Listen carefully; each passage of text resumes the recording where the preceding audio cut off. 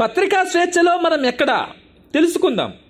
పత్రిక ఏదో 12వ పేజీలో 14వ పేజీలో ఉండి వార్తలు ముద్రణ వేసే పేపర్గా పైకి కనిపించినా దీని వెనుక సమున్నత ఆశయాలు లక్ష్యాలు ఉన్నాయి.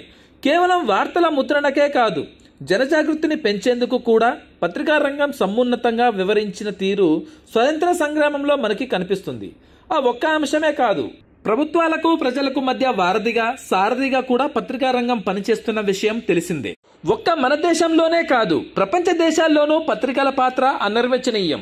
కరోనా మూలాలను కనుగొనడంలోనూ, మహమ్మారుల విషయంలో జాతిని జాగృతం చేయడంలోనూ, నిరంకుశత్వ విధానాలను రూపుమాపడంలోనూ పత్రికల పాత్ర అనన్య సామాన్యం.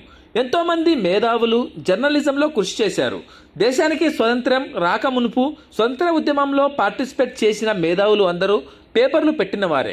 ఇలా అనేక దేశాల్లో పత్రికల రంగం కీలక పాత్ర పోషిస్తోంది. అందుకే ప్రజాస్వామ్య దేశాల్లో మరింత ఎక్కువగా ప్రాధాన్యత ఉన్న రంగం జర్నలిజం. ఫోర్త్ ఎస్టేట్ గా దీనిని పేర్కొన్నారు. ఎగ్జిక్యూటివ్, లెజిస్లేటివ్, జ్యుడిషియరీల తర్వాత ఫోర్త్ పిల్లర్ గా ఉన్న జర్నలిజమే.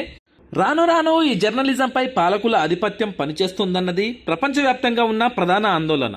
ఫలితంగా జర్నలిజం అనేది ఆటుపోట్లకు గురవుతోందని మేధావులు సైతం ఆవేదన చెందుతున్నారు. ఎప్పటికప్పుడు జర్నలిజంపై జరుగుతున్న దాడులను, దాని స్వేచ్ఛను చర్చకు పెడుతూనే ఉన్నారు. ఇలా చూసుకుంటే భారతదేశం ప్రపంచానికి ఆదర్శంగా ఉండాలని అందరూ అనుకుంటారు. ఎందుకంటే అతిపెద్ద ప్రజాస్వామ్య దేశం మనదే కాబట్టి.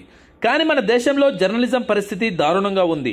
ఎక్కడ స్వేచ్ఛ లేదంటే అతిశయోక్తి కాదు. ప్రస్తుతం ప్రపంచ దేశాల్లో జర్నలిజానికి ఉన్న పరిస్థితిని వివరిస్తూ ర్యాంకులు ఇచ్చింది ప్రపంచ పత్రికా స్వేచ్ఛ ఇండెక్స్ రిపోర్ట్. దీని ప్రకారం భారత్ ప్రపంచ దేశాల్లో 159వ స్థానంలో ఉండడం గమనార్హం.